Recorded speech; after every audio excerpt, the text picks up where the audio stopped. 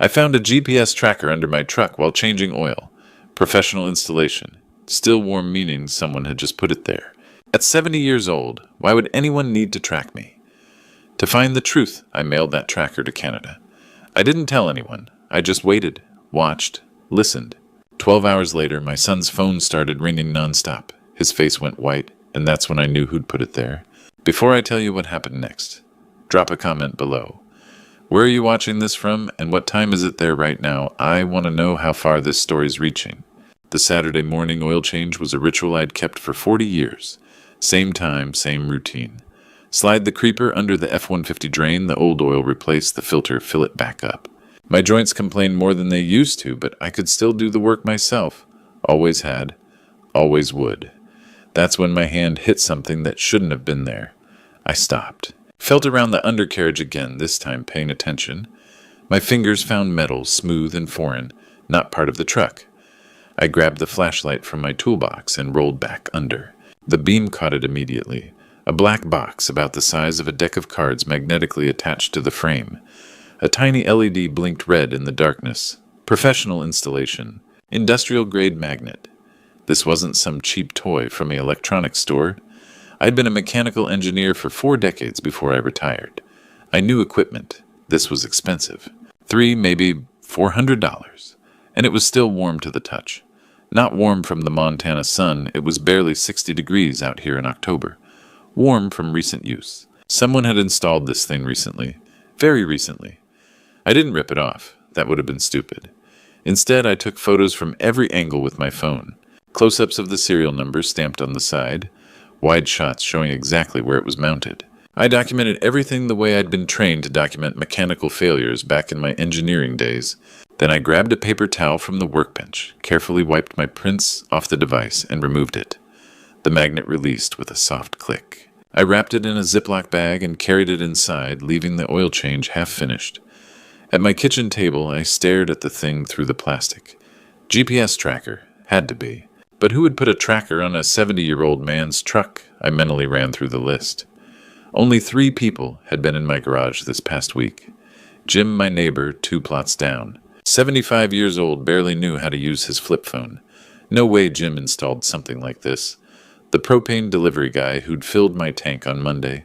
But he was a stranger, didn't know me, had no reason to track some random customer. And Dylan, my son, who'd stopped by Tuesday afternoon, supposedly to check on the horses. I sat back in my chair thinking. Dylan had spent 15 minutes in the garage alone. Said he was checking the tire pressure on my truck. Being helpful. Making sure the old man's vehicle was safe. Except Dylan had never cared about those horses. Not once in 35 years. And checking tire pressure doesn't take 15 minutes. My engineer's mind started putting pieces together. The warmth of the device meant it was active transmitting. Someone was watching where I went. Someone who needed professional equipment to do it. I looked at my phone at Dylan's number in my contacts. My thumb hovered over it. No, I'd learned something in 40 years of solving mechanical problems. Never jump to conclusions without data. Test your hypothesis first. Observe the system. See what breaks when you apply pressure. I opened the drawer in my kitchen desk and dropped the Ziploc bag inside. The truck would stay in the garage. I wouldn't drive anywhere, and I'd wait to see who asked questions. If someone was tracking me, they were about to get very confused about why I'd suddenly stopped moving. I closed the drawer and looked out the window at my quiet ranch. 3 people had keys to my garage. Only one of them knew trucks well enough to install a tracker properly. My son. I didn't call Dylan, didn't confront him. I did what I'd learned in 40 years of engineering, test the hypothesis before drawing conclusions. Sunday morning came quiet. I fed the horses, mended fence, cleaned the barn. Normal weekend work. The F-150 sat in the garage untouched. The tracker sat in my desk drawer, silent. My phone never rang. Monday I stayed close to the house. Repaired the porch railing, organized the tool shed, made chili that would last the week. Still no reason to drive. The truck stayed put. At 2 p.m, my phone buzzed. Dylan. Hey, Dad, just checking in. His voice had that casual tone people use when they're trying too hard to sound casual. I'm fine, I said. Waivuba, no reason. Haven't heard from you. Your truck running okay? There it was. Not, how are you feeling? He asked about the truck. Actually, I'm having transmission trouble, I said. Keeping it in the garage for now. His voice shifted, got tighter. What's wrong exactly? Where are you taking it? How long will it take? 3 questions in 5 seconds. That wasn't concern. That was panic barely controlled. Just some slipping between gears. Probably needs new fluid. I'll get to it when I get to it. But why are you asking so many questions about my truck? Silence on his end. Then I just want to make sure you're safe. At your age, car trouble can be dangerous. I'm 70, Dylan. Not dead. I hung up. Dylan didn't call to check on me. He called to check on the truck, which meant he was watching it. Tuesday morning, I was pulling weeds when the phone rang again. Dad, hey. Dylan sounded breathless.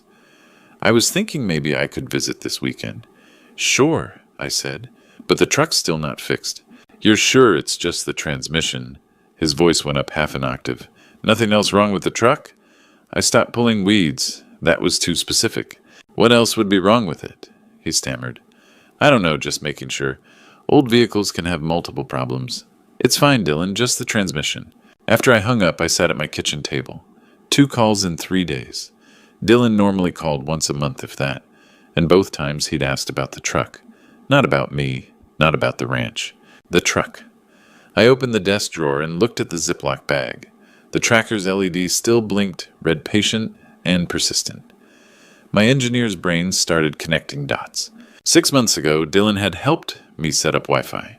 Insisted on doing it himself. 3 months ago, he'd fixed my laptop when it was running slow. Spent an hour alone with it. This wasn't an isolated incident. This was a pattern. Dylan hadn't been helping me. He'd been preparing for what I didn't know yet. But the tracker wasn't about keeping me safe. If it were, he wouldn't be panicking when I stayed home. This was about control, about knowing where I was at all times. Tuesday night, I sat in the dark and thought about my son, about the boy who'd learned to change oil beside me in this garage, who'd grown into a man I apparently didn't know anymore. If Dylan was this desperate to track my movements, there had to be a reason, something that made him willing to lie to his own father. I needed to know how far he'd go. I picked up my phone and scrolled through my contacts until I found a name I hadn't called in years. Ray Fletcher, long-haul trucker old friend, and a man who asked no questions. Time to give Dylan something to really worry about. Ray Fletcher answered on the second ring. His voice was rough, from 35 years of diesel fumes and truck stop coffee. Frank, you know what time it is. 6 a.m. and I need a favor. Must be important if you're calling this early. Can you get something to Winnipeg for me? Silence, then a low chuckle. What kind of something? The kind you don't ask about. 20 minutes later, I met Ray at the I-90 truck stop just outside Bozeman. The Montana morning was cold fog, still clinging to the asphalt. His rig sat idling, engine rumbling like distant thunder.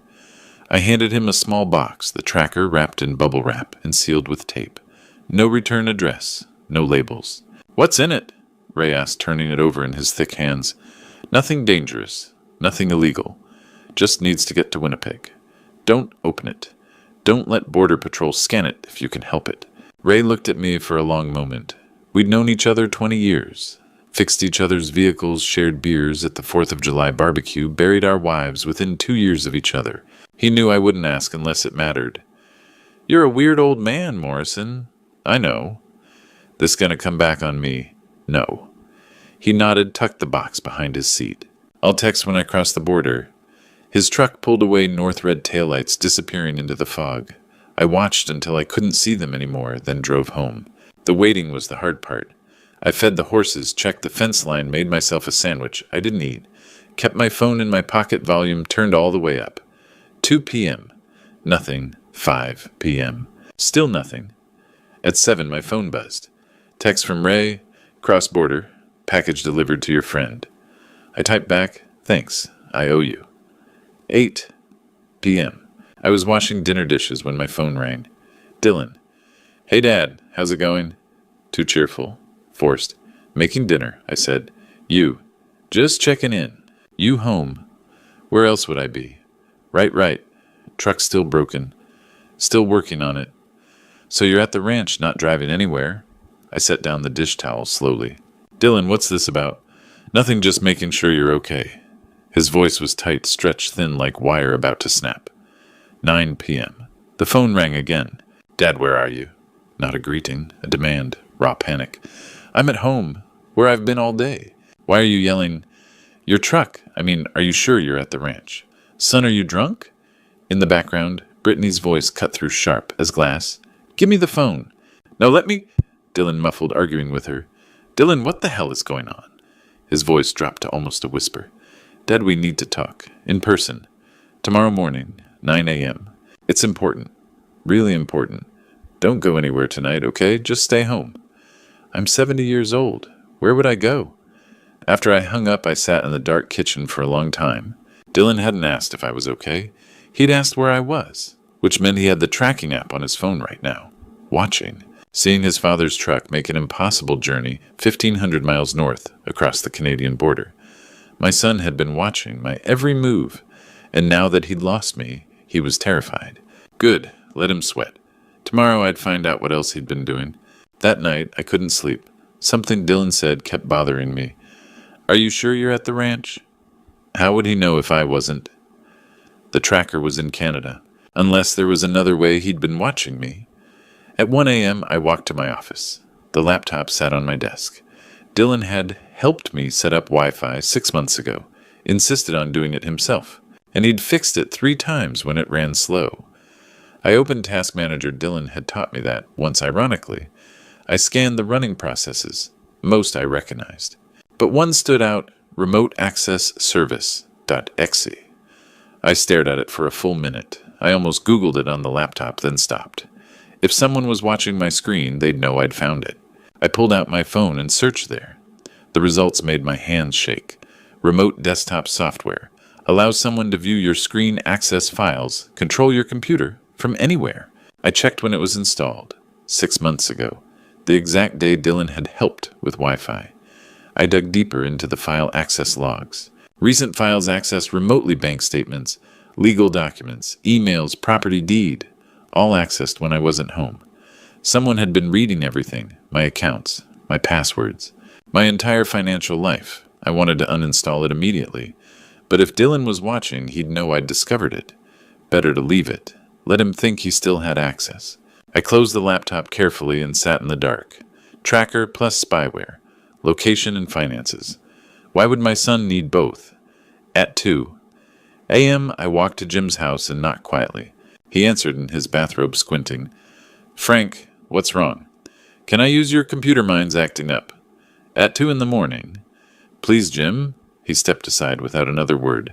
Good neighbors don't ask questions they don't want answered. I sat at his old desktop and started searching. Remote Access Software Illegal. Computer Fraud and Abuse Act. Federal crime. Up to 10 years in prison. Then I searched for the tracker's model number from my photos, found the manufacturer's website, read the product description. My blood went cold. Advanced Vehicle Control System. Remote Engine Shutoff. Brake Control. Full ECU integration. Remote Engine Shutoff. Not just tracking. Control. I searched Remote Engine Shutoff while driving and found videos. One headline, Kill Switch Devices, the New Murder Weapon. I clicked play. A car driving highway speed. 65 miles per hour. Then suddenly engine cut. Brakes locked. The car spun out of control and slammed into the guardrail. Test track, professional drivers, safety equipment. But the message was clear. On a real highway, the driver wouldn't survive. I sat back, numb. Dylan hadn't just been watching me. He'd installed a weapon on my truck. He could kill me with a button press on his phone. While I was driving to town, on the highway, anywhere. I thanked Jim and walked home through the cold Montana darkness. My son had the ability to murder me remotely. One button, one moment, dead. The question wasn't if anymore. The question was why. At 6 a.m. Thursday, I made 2 calls. First to Robert Mitchell, who'd handled my wife's will 10 years ago. Second to Chuck Morrison at the auto shop. By noon, I'd know if I was paranoid, or if my son was really trying to kill me. Mitchell's office was downtown 3rd floor of an old brick building. I arrived at 9 with a USB drive full of screenshots from Jim's computer, photos of the tracker, evidence of the spyware. "Frank," Mitchell stood from his desk, concern already on his face. "What's wrong?" I handed him the USB drive. He plugged it in, clicked through the files. His expression darkened with each image. This is surveillance without consent. Potentially a felony. There's more, I said. I think someone tried to file power of attorney under my name. Mitchell's fingers went still on the keyboard. You think, or you know. I need you to check. He turned to his computer, accessed Montana state records. 5 minutes of typing, then he looked up at me. Frank, sit down. I was already sitting. 2 weeks ago, someone submitted a durable power of attorney with your signature. The notary office flagged it. The ID looked suspicious. I tried calling you, but I was at the fishing cabin. No cell service for 4 days. He nodded, turned his screen toward me. The signature looked 95% real, almost perfect. If I hadn't caught it, Dylan would have legal control over everything. Your ranch, your pension, your medical decisions, everything. How would he get my signature? The spyware. He could scan old documents, manipulate images. Mitchell paused. Frank, he can try again, and next time he'll be more careful. He pulled another file from his drawer. 3 days ago, someone used your property as collateral for a loan. The room tilted slightly. That's impossible. The ranch has been paid off for 12 years. I know. The title company flagged it and called me. Someone forged your signature on a loan application. $340,000. The number hit me like a fist. Who would lend that much? It's not a legitimate lender. It's a loan shark operation disguised as an investment firm. High interest, violent collection methods. When people don't pay, he didn't finish. Dylan owes them, Mitchell nodded. A lot. And he used your ranch without your knowledge. If he'd gotten power of attorney first, it would have been legal. At 11, I drove to Chuck's auto shop with the tracker photos. The garage smelled like oil and burnt rubber. Chuck took one look at the pictures and his face went hard. Where'd you find this? Under my F-150. He led me to his office, typed the model number into his computer. Frank, this isn't just GPS. This is a kill switch device. He explained connects to the engine control unit, can remotely cut fuel, disable the engine lock, the brakes. He pulled up a video. A car driving 60 miles per hour. Then suddenly, engine dead brakes locked the car spinning out of control. Highway speed. You'd die. Can you trace who bought it? No. Dark web. Untraceable. But whoever installed it had physical access to your truck and knew what they were doing. He looked at me seriously. Frank, this is attempted murder. You need to call the police. I drove home slowly, checking every car in my mirrors. Dylan had 340,000 reasons to kill me. He had the tools to do it. And according to Mitchell, the loan sharks would come calling in 2 weeks. That was 12 days ago. I had 48 hours left. I didn't sleep Thursday night, either. Instead, I sat with a cup of cold coffee and a phone number I hadn't called in 15 years. Mike Patterson, retired detective. The only man I trusted to dig into my son's life without judgment. At 2 a.m., I opened my notebook and wrote out a timeline. 6 months ago, spyware installed. 2 weeks ago, power of attorney attempt. 1 week ago, tracker installed. 3 days ago, loan application. The pattern was clear. Escalating preparation. I picked up the phone and dialed. Mike answered on the third ring, his voice thick with sleep. This better be good. It's 2 a.m. Mike, it's Frank Morrison. Silence. Then his voice cleared. Frank, what's wrong? I need you to look into someone. My son. A long pause. Mike knew I wouldn't ask unless it was desperate. What do you need? Everything. His finances. Who he owes. What he's been doing. By tomorrow. That's a tall order. I'll pay triple your rate. Frank, I don't need your money. If you're calling about your kid at 2 a.m., it's bad enough. Give me 4 hours. At 6, my phone rang. Frank, sit down. I was already sitting. Your son is drowning. Borrowed $340,000 from a firm called Apex Investment Solutions. The loan sharks Mitchell mentioned. Worse, they're under FBI investigation, money laundering front. When people don't pay, they disappear. My blood went cold. How much time does he have? They gave him 2 weeks. That was 12 days ago. In 2 days, they'll come to collect. They'll take the ranch, with or without you on it. Mike paused. Frank, your son sold you to dangerous people? Why would he borrow that much? Mike hesitated. Gambling, online poker, crypto trading, lost everything. Plus Brittany's medical bills elective surgery insurance wouldn't cover. They're drowning. Instead of asking me for help, they decided to take it. Another pause. Frank, there's more. According to my source inside Apex, they sent someone to evaluate the collateral yesterday. Someone's been watching your ranch, taking photos, making sure it's worth $340,000. I looked out the window. The ranch sat dark and quiet. Frank, you need protection. These people don't negotiate. What do they usually do? Mike's voice went flat. They make the collateral available by removing obstacles. I'm the obstacle. Yes. In 2 days, if Dylan doesn't pay, they'll come for you. And they won't just ask you to sign papers.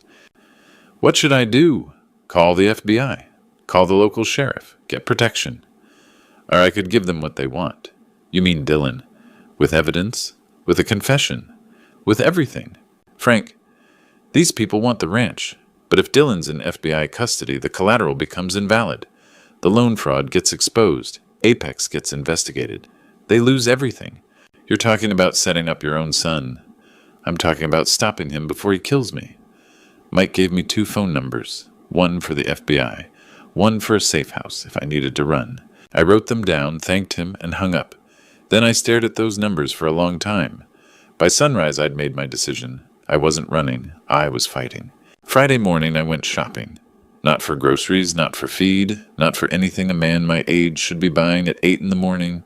I drove toward Billings with a single-purpose camera, a recorder, and a cheap laptop no one but me could ever access. And before the sun went down, I needed to make a phone call that would change everything, one that might save my life, or force the confrontation I'd been avoiding. Either way, by nightfall, there would be no turning back. At 8 sharp, I pulled onto the highway and headed east. I skipped Bozeman entirely. Small towns have fast-moving gossip, and I couldn't afford curious eyes. Billings offered anonymity. Best Buy had just opened when I walked in. A young clerk approached as I studied the security aisle. Setting up a system, sir, he asked. Something like that, I said, paying in cash for 4 Blink Mini cameras and a no-frills laptop. No accounts, no cloud, nothing traceable.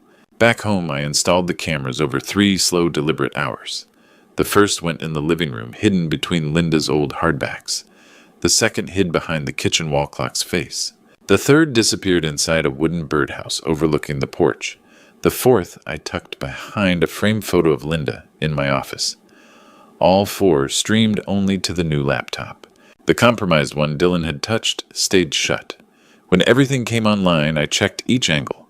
Not a single blind spot. At 1 in the afternoon, I called Thomas Way. Thomas, if I record my son admitting what he's done, is it admissible Montana is a one-party consent state, he said. You need him to say 3 things he installed the tracker, he knew what it could do, and he intended to use your property. That proves fraud, attempted homicide, and elder exploitation. I wrote the 3 points in my notebook, my hand unsteady. At 2, I called the number Mike Patterson gave me. FBI Billings Field Office, this is Agent Martinez. My name is Frank Morrison, I said. My son is trying to kill me, and he's tied to Apex Investment Solutions. A pause. Mr.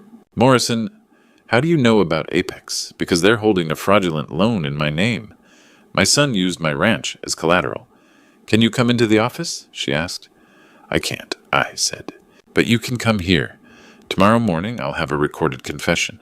Can you place agents at my ranch at 10 a.m. Saturday? Sir, that isn't typically. He installed a kill switch on my truck. He forged legal documents. Apex comes for me in 2 days. You can be here tomorrow, or arrive Sunday to collect my body. I hung up before she could answer. The phone rang instantly. Mr. Morrison Martinez said, I need all the details you have. For 30 minutes, I gave her everything, the tracker, the spyware forged, signatures, the loan, the timeline. When I finished, she said, I'll send 2 agents. They'll stay hidden. But if things turn dangerous, it won't, I said. Face to face, he's still my son. At 4, I practiced my questions in the mirror. Gentle at first, tightening steadily until the truth had nowhere left to hide. At 6, I called Dylan. 9 a.m. Tomorrow, I said. Just you and me. His voice trembled. About what, Dad? About what you've done? I hung up before he could protest. I didn't sleep that night. I watched the 4 camera feeds glowing on the laptop, the ranch silent around me. Tomorrow he would face what he'd become. And at 8:55 a.m., Saturday, when I heard his truck crunch on the gravel, I checked the cameras one last time. Agent Martinez and Agent Harper were already hidden in the kitchen. I stood, steadied myself, and walked toward the front door. It was time. Dylan knocked 3 times, soft, hesitant, like when he was a kid and had broken something. Brittany stood beside him uninvited. I should have known she'd come. I opened the door. I said just you. Brittany's chin lifted. Family business. I should be here. I stepped aside. They sat on the sofa. I took the chair across from them, the cameras capturing every angle. Coffee. No. Dylan's voice cracked. Dad, what's this about? I found something under my truck. I let the words sit there. GPS tracker. Professional installation. Someone who knows trucks. Complete silence. Dylan's face went white. Brittany's hand tightened on her purse. You taught me to change oil when you were 16, Dylan. You've been under that F-150 before. Brittany started to speak.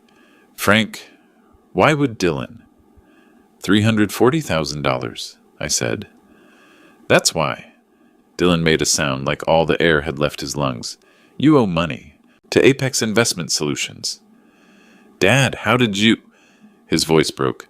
Brittany jabbed him hard with her elbow. I know everything, I said. Spyware on my laptop. Forged power of attorney. Loan using my ranch. All of it. Dylan's face crumpled. Dad, they were going to kill us. 15% per month. We couldn't pay. Dylan, shut up, Brittany hissed. Let him talk, I said. The tracker was to keep you safe. Dylan said desperately. To know where you were? Safe? I leaned forward. Or to make sure I signed papers. He hesitated. Both, maybe. I was scared. You put a kill switch on my truck. Dylan went completely still. What? Don't lie. Chuck Morrison identified it. Connects to the engine control unit. Can cut fuel lock, brakes, kill the engine at 70 miles per hour. I didn't know it could do that. Dylan's voice rose, panicked. Brittany said it was just GPS. Brittany stood up. We're leaving. Sit down, or I call the sheriff right now. You can't prove anything. I held up my phone. Photos of the tracker. Screenshots of the spyware. Copies of the forged documents. I can prove everything. Dylan broke completely. Started crying. Dad, please. We didn't want to hurt you. We needed the ranch. Temporarily. We'd pay you back. After I was dead. No. He was sobbing now. I wasn't going to. I didn't. He didn't know, Brittany shouted. I bought it. It was my idea. She realized what she'd said. Her face went pale. So you're confessing, I said quietly. I know. I turned to Dylan. Did you install the tracker? He was crying too hard to speak at first. Yes, but I didn't think. Did you access my computer? Yes. Did you forge my signature? Brittany did it, but I knew about it. I'm sorry. I'm so sorry, Dad. I looked at my son broken and crying on my sofa. I'm sorry, too. Then I said, Agent Martinez, I think you've heard enough. Dylan's head snapped up. What? Martinez stepped out of the kitchen, Agent Harper behind her. They held up their badges. Dylan Morrison, Brittany. Morrison, you're under arrest. Wire fraud. Attempted murder. Elder abuse. Identity theft. Dylan didn't resist. Just kept crying. Dad, please, Brittany screamed. This is bullshit, Frank. Tell them. I said nothing. They led them out in handcuffs. Through the car window, Dylan looked back at me, tears streaming down his face. I didn't wave. The house felt too quiet after they left. Martinez took my statement. Dylan and Brittany would be arraigned Monday. I had gotten justice, but it didn't feel like winning. It just felt empty. 6 months. That's how long it took for justice to run its course. 6 months for winter to pass, for snow to melt, for something like peace to return. I sat on my porch that spring morning with Scout beside me, a 4-month-old border collie I'd adopted 3 months back. In my hand was Dylan's 5th letter. The first 4 sat unopened in my desk. This one felt different. I thought back to January. Dylan had stood before the judge in an orange jumpsuit 20 pounds thinner. When the judge said 8 years federal prison, 3 years supervised release, Dylan's shoulders sagged, but he nodded. His eyes found mine. I didn't look away. I didn't smile either. Brittany had fought her charges, claimed innocence. The jury disagreed. 5 years plus $100,000 fine. She'd screamed at me leaving the courtroom. This is your fault. The FBI raided Apex Investment 2 weeks later. 12 arrests. Dylan's testimony helped. My ranch was locked in an irrevocable trust now. Safe. Scout barked at a butterfly. Life had found rhythm again. Jim came by twice a week. Robert Mitchell handled the legal work. The nightmares mostly stopped. I didn't check under my truck anymore. I'd joined an elder abuse support group. Gave talks at senior centers about warning signs. 3 families reached out afterward. I'd helped them see the patterns. It felt good to be useful instead of just a victim. My phone rang. Unknown number. Mr. Morrison William Hayes from Boise. I found your number through an elder abuse forum. I found something under my car. GPS tracker. Missing documents. His daughter asking about power of attorney. I knew this story. William, don't panic. Document everything. Get a lawyer. Check your computer for spyware. Don't confront anyone yet. Why help me? You don't know me. I looked at Scout at my ranch. 6 months ago, I was where you are. You're not crazy. Protect yourself. It's not selfish. It's survival. We talked 10 more minutes. I gave him Mitchell's number. When I hung up, I felt lighter. I opened Dylan's letter. His handwriting shook. Dad, I don't expect forgiveness. Prison is hard, but I need to be here. Therapy helps. I understand what I did. You didn't fail me. I failed myself. You were right to turn me in. It saved my life. I love you. Dylan. I read it twice. Folded it. Didn't call him. Maybe someday. Not today. Scout nudged my hand. At least you're loyal, boy. The Montana sky stretched endless and blue. I thought about William fighting the same fight. Dylan in prison, hopefully becoming better. Myself at 68, alone but alive and free. People ask if I regret turning in my son. The answer is no. The alternative was letting him kill me. They say blood is thicker than water. But I learned self-preservation is thicker than blood. That's not selfish. That's survival. I kept Dylan's letter, not because I forgave him, but because maybe years from now there might be a chance. Not for what we had that's gone, but for something honest. Or maybe not. Maybe some breaks can't be fixed. Either way, I'll be here, on my ranch, with my dog, living my life, because that's what I fought for. Not revenge, not punishment, just the right to keep living. On my terms, free. Looking back at this true story, I realize the lessons I learned came too late.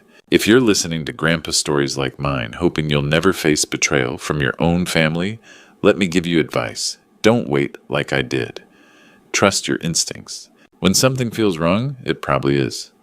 That tracker, those helpful visits the Wi-Fi set up, my gut knew. I just didn't want to believe my son could betray me.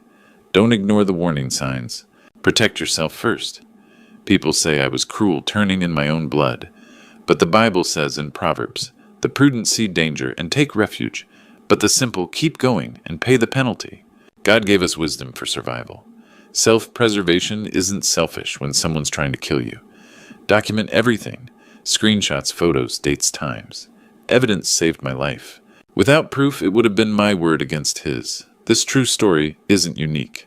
Elder abuse is everywhere now. If you hear grandpa stories about families exploiting their own for money, believe them. It happens more than people think. Every true story like mine is a warning to others. I'm alive because I chose survival over sentiment. Blood may be thicker than water, but self-preservation is thicker than blood. If these grandpa stories resonated with you or you know someone facing similar struggles, leave a comment below sharing your thoughts. Share this story with your family. It could save someone's life. Subscribe to our channel so you never miss true stories that matter. Your support helps these crucial messages reach those who need them most. Thank you for listening. And I saw her bent over a trash can in downtown Chicago, picking through garbage for aluminum cans.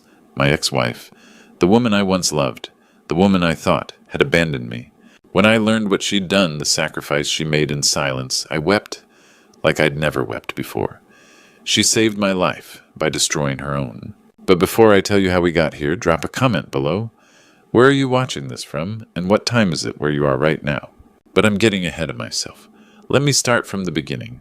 It was a Tuesday afternoon in late July, one of those sweltering Chicago summers, where the heat rises off the pavement in waves. I was driving home in my BMW, the air conditioning on full blast Beethoven's Moonlight Sonata, playing softly through the speakers. I'd just closed a major contract for a new residential complex in Lincoln Park. Life was good. Life was comfortable. I loosened my tie at a red light, thinking about dinner. Angela, my current wife, had mentioned something about reservations at that new steakhouse on Michigan Avenue. I wasn't really listening when she told me. I never really listened to Angela anymore, if I'm being honest. The light turned green. I accelerated through the intersection near the loop, my mind already planning the evening. That's when I saw her. At first, it was just a flash of movement. A figure hunched over a metal trash bin on the corner of State and Madison. Gray hair pulled back in a messy ponytail. Sunburned arms. A faded blue shirt that might have been white once. She was pressing an aluminum can flat with her foot. The metallic crunch echoing in my head, even over the classical music. Something about the way she moved made me look twice. The curve of her shoulders, the way she bent down. Familiar. My heart stopped. No, it couldn't be. I slammed on the brakes without thinking. The car behind me blared its horn long and angry. Tires screeched. Someone shouted out their window. But I couldn't move. I couldn't breathe. My hands gripped the steering wheel so tight my knuckles turned white. The woman straightened up, startled by the noise. She turned her face toward the street, toward my car. Those eyes. I knew those eyes. Kendall. Oh God, Kendall. My ex-wife. The woman I'd divorced 5 years ago. The accountant who used to review spreadsheets at our kitchen table with such precision and care. The woman who loved lilacs and old mystery novels and laughed at my terrible jokes. She was here, on the street, digging through trash. She looked like she'd aged 20 years. Her face was gaunt, sun-weathered, with deep lines around her eyes and mouth. Her clothes hung loose on a frame that had always been slender but now looked breakable. A large black garbage bag full of cans sat at her feet. Our eyes met across the traffic. For one horrible frozen moment, we just stared at each other. I saw recognition dawn on her face. Then something worse. Fear. She grabbed the bag of cans with both hands and turned away, moving fast. Too fast. Trying to run. No, I heard myself say, "No, no, no." I jerked the wheel right and pulled into the first parking spot I saw half on the curb. I didn't care. The BMW's tires scraped against the concrete with a sickening sound. I fumbled with my seatbelt, threw open the door, and ran. My dress shoes slapped against the hot sidewalk. People moved out of my way, their faces curious and annoyed. A businessman in a suit running through downtown Chicago like a madman. I didn't care about any of them. "Kendall," I shouted, not caring who heard, not caring about the stairs. "Kendall, wait!" She was already at the corner, moving faster now, the bag of cans bouncing against her leg. She didn't look back. She was trying to escape, trying to disappear before I could reach her. But I was faster. I caught up to her before she could cross the side street. My hand reached out and grabbed her arm. The moment my fingers touched her skin, I felt it. Rough, weathered, like leather left too long in the sun. "Kendall, please," I said, breathing hard. "Just stop." She froze but wouldn't look at me. Her head stayed down, eyes fixed on the cracked sidewalk. The bag of aluminum cans hung from her other hand. "Let me go, Edward." Her voice was hoarse, worn down. "You don't need to see this." "See what I moved to face her. "Kendall, what happened? 5 years ago you were an accountant. You had a career. 5 years ago was a lifetime ago." She finally looked up, and I saw shame burning in her eyes. Things change. People fall. "That's not an answer." My throat was tight. "How does someone like you end up living on the streets? Life has its ups and downs." There was no emotion in her voice, just flat acceptance. I pulled out my wallet with shaking hands and took out everything inside. $300. "Here, please. Let me help you. We can get you a hotel room, some clothes." "No." She stepped back like the money was poison. "Kendall, don't be stubborn. I don't want your charity, Edward." Her voice was firm now. She stood straighter, and for a moment I saw the woman she used to be. Proud, dignified. "This isn't charity, you need help." "I don't need help." She adjusted the bag on her shoulder. "I work. I collect cans. I sell them to the scrapyard on South Side. I buy my food. It's honest work." "Honest work." I was crying now. "But why? What happened? Did you lose your job? Did something go wrong?" She was quiet for a long moment. Then she said something that made my blood run cold. "I did what I had to do." The words hung in the air. They sounded rehearsed, like she'd told herself this story 1,000 times. "What does that mean?" I wiped my face with the back of my hand. "That doesn't mean anything. Nobody ends up homeless because they did what they had to do." She turned away, preparing to leave again. "Please," I said softer now. "Just come with me. Somewhere with air conditioning. I'll buy you a meal. We can talk. You don't have to tell me everything. Just let me understand. Please." She stood there for what felt like forever. A bus roared past.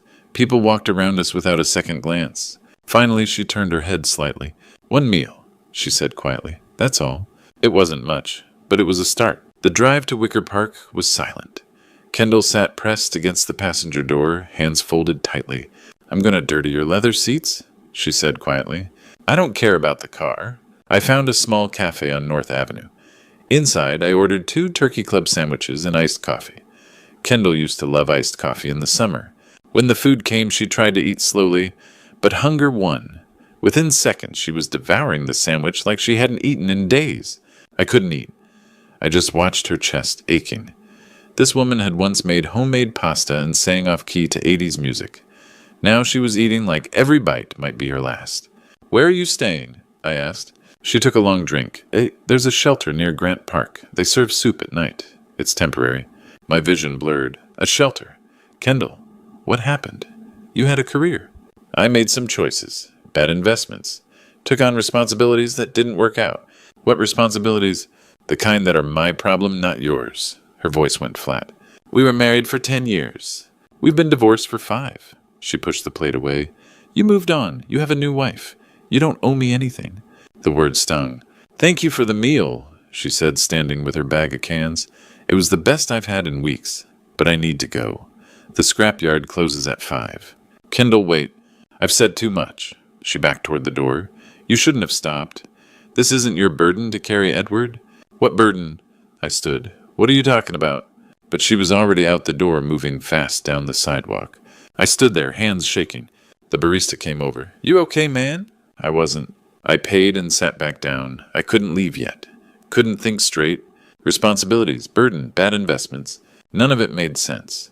Kendall had been meticulous about money. She'd balanced our checkbook to the penny. She'd insisted we save 6 months of emergency funds. She never made risky investments. So what happened? And why did she keep saying it wasn't my burden?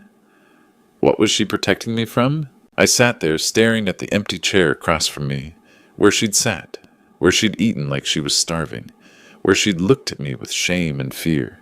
Whatever had happened to Kendall wasn't just bad luck. It wasn't just bad choices. Something was very wrong, and I was going to find out what. I left the cafe and drove home in a daze. By the time I pulled into the driveway of our Lincoln Park brownstone, the sun was setting. Inside, Angela was on the couch watching reality TV. She glanced up when I walked in. "You're late. I thought we had reservations." Something came up. "Work?" "Yeah." She made a small noise of annoyance, but didn't press. We'd been married for 3 years and barely had real conversations anymore. "I need to make some calls," I said. "Fine, I'll order takeout." She waved dismissively. I went upstairs to my office and closed the door, sat at my desk and stared at my phone.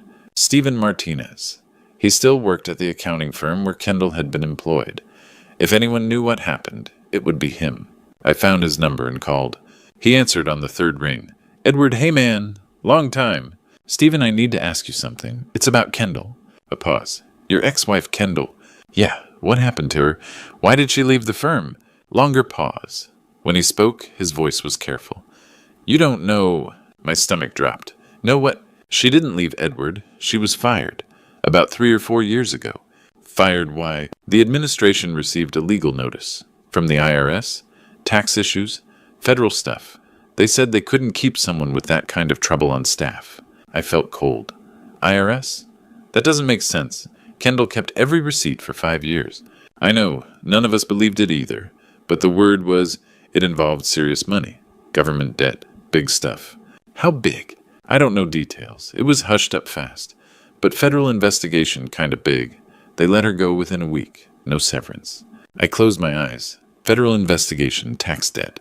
Did she explain? "They escorted her out quick. I tried calling after, but her number was disconnected." He paused. "Look, we all knew Kendall. She was the most careful person there. Whatever happened, something must have gone wrong." "Yeah," I said quietly. "Something went wrong." After I hung up, I sat in silence. IRS, tax debt, federal investigation. 3 or 4 years ago. Right around our divorce. Maybe right before. None of it made sense. Kendall had been meticulous about money. She balanced our checkbook to the penny. She insisted we save 6 months of emergency funds. She never took risks. So what happened? What could destroy someone's life so completely? And why did she say it wasn't my burden? I pulled open my desk drawer and rifled through old files. Bank statements, tax returns, everything looked clean. But we'd split everything in the divorce, assets, debts, everything documented. The divorce papers. I needed to see them. We'd gone through everything carefully, hadn't we? Made sure it was fair. Or had we? I hadn't looked at those papers in 5 years. They were somewhere in this house. Probably in the attic with boxes from my old life.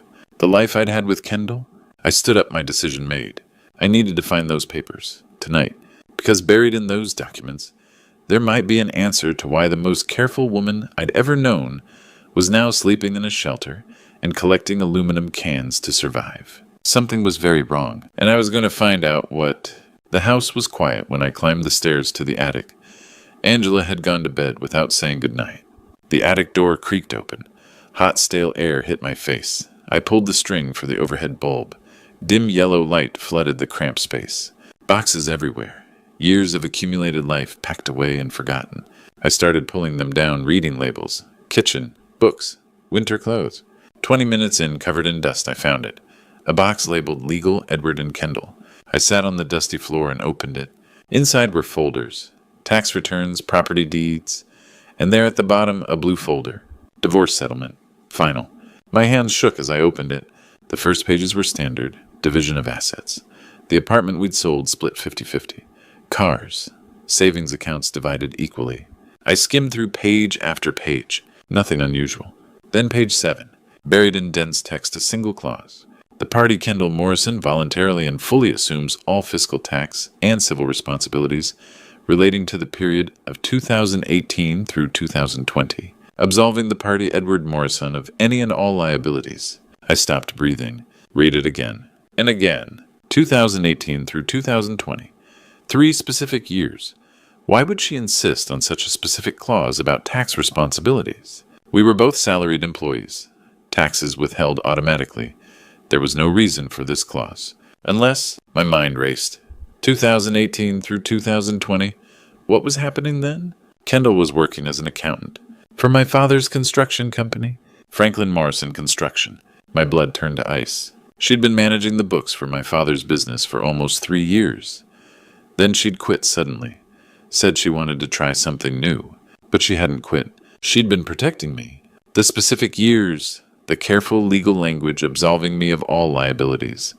Kendall had insisted on this clause. She must have. She was taking the fall for something. Something that happened between 2018 and 2020. Something involving taxes. Shell companies. Tax evasion. Federal investigation. My father had done something illegal. Used his company or Kendall's position to commit fraud. And when the IRS investigated, Kendall stepped forward. She took the blame. For me. To protect me from my own father's crimes. Because if she hadn't, I would have been investigated too. The son of the owner. The civil engineer in the same industry. They would have assumed I was involved. My career destroyed. My reputation ruined. So she sacrificed herself instead. I sat there on the attic floor, divorce papers in my lap, my entire world shifting. My father. The man who'd taught me about integrity. The man I'd looked up to my entire life. He'd destroyed Kendall's life to save himself. And she'd let him. For me? I looked at my watch. 2:30 in the morning. First thing today, I was calling Dr. Peterson, the tax attorney. I needed a full investigation into Kendall's case, into my father's business, into everything. I needed the truth. All of it. The next morning, I was on the phone before Angela even woke up. Dr. Peterson, this is Edward Morrison. I need your help. Harrison Peterson was the best tax attorney in Chicago. We'd worked together on a few development projects over the years. If anyone could untangle this mess, it was him. Edward, good morning. What can I do for you? I need you to investigate someone's financial history. My ex-wife, Kendall Morrison, she's in trouble with the IRS, and I need to know exactly what happened. There was a pause. This is personal. Very. All right. Give me her details, and I'll see what I can pull. I gave him everything I had. Her full name, social security number, the years in question, 2018 through 2020. I'll call you when I have something, he said. The next 2 days were torture. I couldn't sleep, couldn't eat. I'd lie awake at night staring at the ceiling, seeing Kendall's face, that rough sunburned skin, the shame in her eyes. Angela noticed, of course. You're acting strange, she said over breakfast on the second day. Is something wrong at work? Just a difficult project. She didn't press. She never did. On the afternoon of the second day, my phone rang. Dr. Peterson! I answered before the first ring finished. Tell me. Edward. His voice was grave. I have the report. It's worse than we imagined. My stomach dropped. How bad? Your ex-wife has an executed tax debt of approximately $1.2 million. The room spun. What? $1.2 million. The IRS has frozen what little assets she had left. Garnished any wages. She's been blacklisted from most professional positions. How? My voice cracked. How does an accountant accumulate that kind of debt? She made $60,000 a year. She didn't accumulate it herself, Dr. Peterson said. This debt stems from a shell company. Multiple shell companies, actually. They move significant money around evaded taxes on commercial construction projects. We're talking about fraud on a substantial scale. But Kendall's name doesn't appear anywhere as a partner or owner. But legally, she assumed full responsibility. She signed documents, made statements to federal investigators. I closed my eyes. She confessed. Yes. According to the record, she confessed to being the sole architect of the scheme, said she acted alone. The investigation was closed. But that's not true. No, Dr. Peterson said quietly. I don't believe it is. Here's the strange part. The original documents, the ones that set up the shell companies, show electronic signatures from a woman's personal accounts. But when you dig deeper, the digital trail becomes confused. Almost deliberately so. What do you mean? Someone covered their tracks, but not well enough. The trail leads back to family documents, shared accounts, business records from Franklin Morrison Construction. My heart stopped.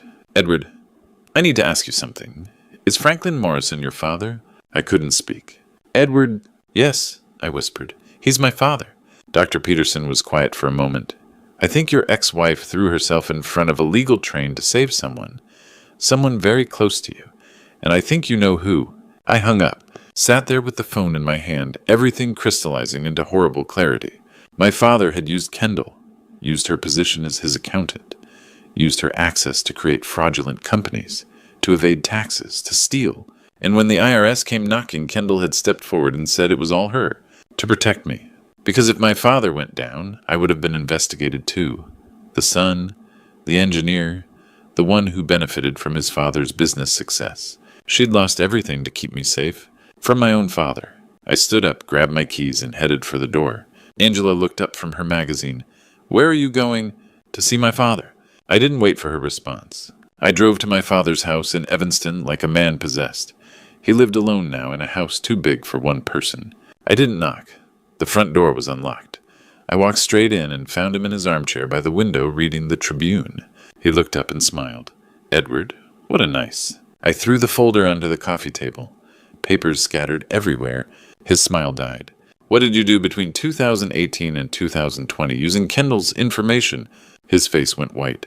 The newspaper slipped from his hands. Edward, don't lie to me. I know about the shell companies, the $1.2 million, the IRS investigation, everything. His hands started shaking. I needed to solve problems, he said quietly. The business was failing. My name was burned. I couldn't get credit anywhere. So you used your daughter-in-law's identity? You opened fraudulent companies in her name, created a $1.2 million debt. It was supposed to be temporary. His voice cracked. I swear I was going to pay it back, but things moved too fast. The IRS came. Where does Kendall come in? Why is she sleeping in a shelter? Why did she lose everything? He closed his eyes, tears when he opened them. She found out. She was going through the books and saw discrepancies. She confronted me, threatened to report me. So why didn't she? Because I told her what would happen to you. The words hit like a fist. What? The companies were in her name, yes. But you're my son, a civil engineer on projects I had connections to.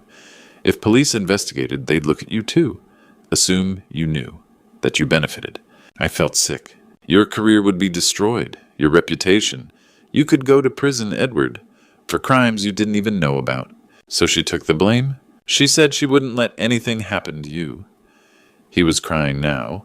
She went to the IRS, met with investigators, told them she was the architect of everything, that she'd acted alone, that you and I were innocent, and you let her. She made me swear not to tell you, said if you found out you'd try to take the blame or hate me forever. She'd rather lose you as a husband than watch you lose your freedom. So she sold everything, the apartment, the car, her savings, to pay your debts. to pay fines, lawyers, restitution. But it wasn't enough. The criminal case destroyed her. No firm will hire someone with a fraud conviction. She couldn't find work, couldn't pay rent. I didn't know she'd ended up on the streets, I swear. I stared at him, this man who'd raised me, who'd taught me about honor and integrity. You taught me to do the right thing no matter the cost, I said. And then you did the most despicable thing imaginable. I was trying to protect you. By sacrificing an innocent woman. I was shaking with rage. By destroying someone who loved me. You didn't protect me, Dad. You destroyed me. Because now I have to live knowing everything I have, my career, my reputation, my freedom, I only have because she gave up hers. He reached for me. Edward, please. I stepped back. I'm going to fix this. I'm going to sell everything I own if I have to. Pay back every cent. Get her name cleared, and you're going to help me. How? You're going to sign a confession, a legal document admitting your role, admitting she was innocent, and then you're going to stay out of my life until I decide if I can ever forgive you. I turned toward the door. Edward, he called. She did it because she loved you. I stopped, but didn't turn around. I know, I said. That's what makes this so much worse.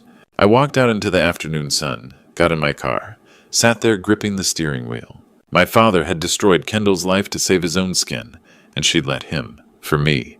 I looked at the house one more time. The man inside wasn't the father I thought I knew. Maybe he never had been. I started the engine. I had work to do. Kendall was out there somewhere believing she'd done the right thing, believing her sacrifice had meaning, and I was going to prove her right. I was going to give her back everything she'd lost, starting today. I drove home feeling split in two. Part of me had died with my father, but another part had woken up. When I walked through the door, Angela was on the couch watching television. She glanced up. Did you sort out your crisis? I looked at her. The designer clothes, the complete absence of empathy. Did you give spare change to your homeless ex-wife? She laughed. That's pathetic, Edward. Someone living on the streets. That's just lack of ambition. If people end up homeless, it's their own fault. Something inside me snapped. Get out of my house. She blinked. What? It's over. We're done. Pack your things. She laughed. Don't be dramatic. Over some homeless woman. I can't live another minute next to someone who mocks others' misfortune. Get out. Her face changed. You're serious. Are you insane? The deed is in my name. I want you gone. Today. She screamed, threatened lawyers, but I stood unmoved. An hour later, she was gone. The house was silent. For the first time in years, I could breathe. I waited until evening, then drove to Grant Park. The park at night was dark, scattered figures on benches. I walked through shadows, searching. Then I saw her. On a stone bench near the fountain, curled under a thin blanket, her bag of cans at her feet. Kendall, I said softly. She jerked awake, eyes wide. Edward, you shouldn't be here. It's not safe. I sat beside her and took her cold hand. I know everything. I went to my father's house. I know what you did. Her face crumpled. He wasn't supposed to tell you. I made him tell me. I hired a lawyer. I found the papers. I know you took the fall for him. For me. Tears streamed down her face. You weren't supposed to know. I pulled her into my arms, held her tight. Kendall, I owe you everything. My career, my freedom, my life. You protected me from shame, from prison, from ruin. You carried a weight that wasn't yours out of love. She sobbed, shaking. I had to. I couldn't let them hurt you. But it's over now. I pulled back to look at her. You're not spending another night here. Not on the streets. Not in a shelter. I'm taking you somewhere safe. Tonight. Edward, I can't. This isn't charity. This is justice. This is restitution. You saved my life. Now let me save yours. She tried to protest, but I could see she was exhausted. Broken. Please, I said. Let me help you. Let me fix what my father broke. She looked at me for a long moment, then nodded. I helped her stand, gathered her blanket and bag. You won't need these anymore. We walked to my car. I opened the door. She hesitated before getting in. Where are we going? A hotel tonight. Tomorrow we start fixing everything. The debt. Your record. Your career. All of it. That's impossible. Nothing's impossible. Not anymore. You sacrificed everything for me. Now it's my turn. I closed her door and walked around to the driver's side. As I started the engine, I glanced at her. She was crying, but they looked like tears of relief. I'm sorry, she whispered. I'm so sorry you had to find out this way. Don't apologize. I reached over and squeezed her hand. You have nothing to be sorry for. My father does. I do. But not you. Never you. We drove through the dark Chicago streets. Away from the park, away from the shelter, away from the life she'd been forced to live. Tomorrow would be the beginning. Tomorrow I'd call Dr. Peterson, sell my assets, do whatever it took. But tonight, I just needed to get her somewhere warm, somewhere safe, somewhere she could sleep without fear. Thank you, she said quietly as we pulled onto Michigan Avenue. No, I said, thank you for everything you did, for everything you sacrificed. She didn't respond, just leaned her head against the window and closed her eyes. And for the first time in 5 years, I felt like I was finally doing the right thing. The next 3 months became a whirlwind, but a whirlwind with purpose. That first night, I took Kendall to a hotel in River North, a clean room with a soft bed. She stood in the doorway, staring like she'd forgotten such places existed. Tomorrow we start rebuilding, I told her. The next morning, I called Dr. Peterson, settle all of Kendall Morrison's debts, every cent, and file for a professional board review. I have a signed confession from my father. Franklin signed the declaration under pressure. His hand shook. He looked 20 years older. I didn't feel sorry for him. I sold the BMW, the downtown condo, jewelry. Everything went towards settling Kendall's debt. Dr. Peterson worked miracles. Franklin's confession changed everything. The fraud charges were reviewed, overturned. Kendall's record cleared. Every week I visited her, watched her come back to life. Color returned. The sunburn faded. She gained weight, started smiling. You don't have to keep doing this, she said once. Yes, I do. 3 months passed. On a warm October afternoon, I sat in that same cafe on North Avenue, the same corner table, 2 iced coffees waiting. The door opened. There she was, but not the Kendall from the street. This was someone whole. White blouse, dark slacks, haircut neat, clear bright eyes. Beautiful. She smiled. The real smile from 10 years ago. Sorry I'm late. I couldn't speak. What? She touched her hair. Do I have something? You look amazing. She blushed. I feel amazing. Guess what the accounting firm called? They reviewed my case, offered me my job back. I start Monday. Tears blurred my vision. That's wonderful. She took my hand. You gave me back my life. I shook my head. You saved mine first. I just returned the favor. We're even. Even, she repeated softly. Comfortable silence. Hands clasped. So much lost. So much found. Where do we go from here? I asked. She smiled. Now we have this coffee. Tomorrow maybe dinner. Let's take it slow. We have all the time to rebuild. The important thing is the worst is behind us. Yes, the worst is behind us. We finished our coffee. Talked about small things. Her apartment, my new job, the fall weather, normal, beautiful things. When we left, we walked side by side down North Avenue. Afternoon sun warm on our faces. Leaves turning gold and red. Chicago alive with autumn. We weren't engineer and homeless woman anymore. Not ex-spouses making amends. We were 2 people who'd survived, who'd learned hard lessons about sacrifice and love, who'd been broken and were being made whole. As we walked under the afternoon sun, I realized that true worth isn't measured by what's in your pocket, but by what you're willing to sacrifice for those you love. Kendall had given up everything for me in silence without expectation of reward. She'd destroyed her own life to save mine, and now, walking beside her, I understood this was just the beginning of a new story. Not one built on wealth or status or the things we'd lost, but one built on respect, gratitude, and a love forged in the fires of sacrifice. The kind of love that endures, the kind worth everything. Looking back now, I realize how blind I was. I lived in comfort while the woman who saved my life suffered in silence. I went about my days working, eating at expensive restaurants, sleeping in my warm bed, never once wondering what happened to Kendall after our divorce. Don't be like me. Don't assume everyone who falls on hard times deserves it. Don't judge the homeless person on the street corner without knowing their story. Because sometimes the person digging through trash cans is a hero. Sometimes they're carrying burdens that should never have been theirs. The lesson I learned the hard way is this. True love isn't about grand gestures or romantic words. It's about sacrifice. It's about standing between someone you love and destruction even when it costs you everything. Kendall taught me that. She gave up her career, her home, her dignity, all without asking for thanks or recognition. If I could go back, I'd pay more attention. I'd ask more questions. I'd notice when someone I loved suddenly disappeared from my life without explanation. But I can't go back. None of us can. All we can do is move forward with open eyes and open hearts. Grandpa's stories like this one remind us that every person has a history we don't see. My grandfather used to say that God puts people in our path for a reason, sometimes to help us, sometimes for us to help them. This true story proved him right. Today, Kendall and I are rebuilding, slowly, carefully. We're learning to trust again, and every day I'm grateful for the second chance we've been given. Because Grandpa's stories about redemption aren't just tales from the past, they're happening right now, all around us. This true story is mine, but maybe you have one too. What's your true story of sacrifice or redemption? Have you ever discovered someone's hidden struggle too late? Share your thoughts in the comments below. And if this Grandpa's stories touched your heart, please subscribe to our channel. Hit that notification bell so you never miss these real stories about love loss and second chances that remind us what truly matters in life.